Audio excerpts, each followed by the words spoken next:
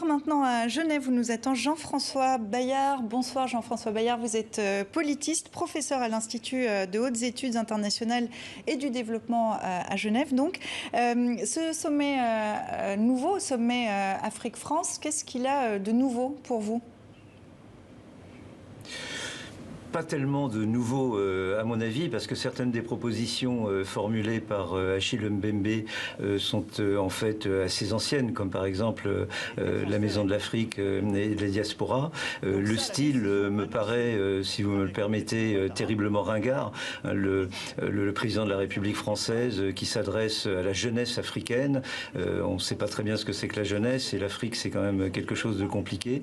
Cela fait beaucoup penser au discours de Nicolas Sarkozy à Dakar en 2007 ou au discours du même Emmanuel Macron à Ouagadougou, avec de gros problèmes quand même, c'est-à-dire le court-circuitage des chefs d'État dont on se félicite qu'ils ne soient pas présents à Montpellier, mais il y a quand même un problème de souveraineté qui se pose, et on a bien vu d'ailleurs comment le président Macron morigène les indigènes, par exemple son allocution à Pau en 2019 je crois, où il convoquait au rapport en quelque sorte les chefs d'État ouest-africains. Il y a quelque chose d'assez déplaisant quand même dans le style, donc je ne suis pas certain que ce soit la grande rupture annoncée dans les relations franco-africaines. Mais alors à quoi sert ce nouveau sommet Afrique-France selon vous ? C'est une excellente question. Prenons par exemple des mesures concrètes et confrontons-les à la réalité. Apparemment, il va y avoir des financements en faveur de la société civile et de la démocratie. Dans le même temps, le président Macron a comme interlocuteur privilégié Paul Kagame à Kigali, qui n'est pas particulièrement démocrate. Il a cautionné le coup d'État constitutionnel ou paraconstitutionnel au Tchad, avec l'intronisation du fils Déby. Il n'est pas très loquace sur le coup d'État constitutionnel en Tunisie. Donc à quoi va servir ce fonds? Est-ce que ça va être un petit pourboire que l'on va donner à la société civile en contrepartie de la perpétuation des régimes autoritaires? De la même manière, la circulation des étudiants, la circulation des intellectuels se heurte à la prohibition de l'immigration.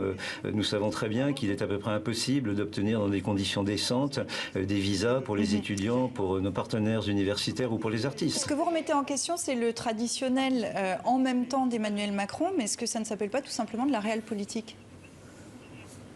Non, ça s'appelle un grand écart, parce qu'en même temps, nous avons un président qui stigmatise ou fait stigmatiser par ses ministres l'islamo-gauchisme, les études décoloniales, etc. Et en même temps, il prend comme interlocuteur privilégié Achille Mbembe, qui est l'un des critiques les plus talentueux de la France-Afrique et de la post-colonialité. Donc là, il y a une espèce d'oxymore.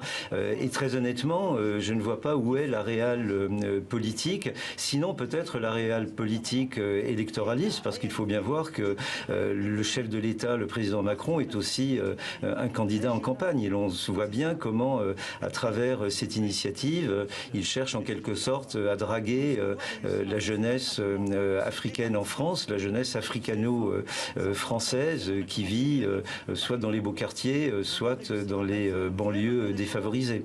En Afrique, Paris subit la concurrence économique de la Chine, la rivalité militaire de la Russie, en République centrafricaine et puis plus récemment on l'a vu au Mali, c'est de la Turquie également. Est-ce que vous direz que ce sommet c'est une tentative de maintenir une hégémonie de plus en plus mise en question, de redorer son blason ?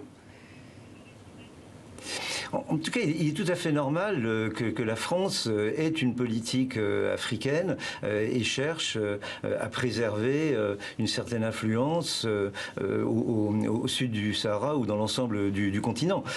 Tous les États, les États, on sait bien, n'ont que des intérêts. Donc le problème n'est pas là. La véritable question qui se pose, c'est de savoir si les mesures qui sont proposées, qui sont engagées aujourd'hui, sont de nature à contrebalancer l'arrivée ou le retour d'outsiders comme la Russie, la Chine ou la Turquie. Et là, on peut en douter. D'un autre côté, il ne faut évidemment pas avoir une vision...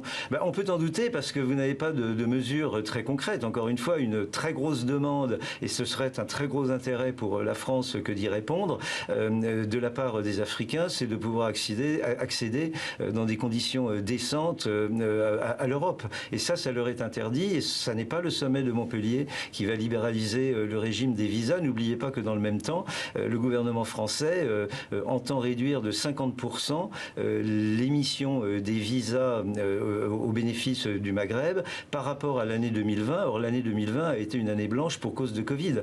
Donc là, vous avez une contradiction absolue. D'un autre côté, il ne faut pas avoir une vision angélique, par exemple, de la Chine. Aujourd'hui, et le rapport Mbembe le montre bien, il y a un gros problème d'explosion de la dette extérieure de l'Afrique. Et le principal créancier aujourd'hui de l'Afrique, de manière tout à fait irresponsable, c'est la Chine. Merci beaucoup Jean-François Bayard d'avoir été avec nous dans 64 minutes en ce jour donc de nouveau sommet Afrique-France.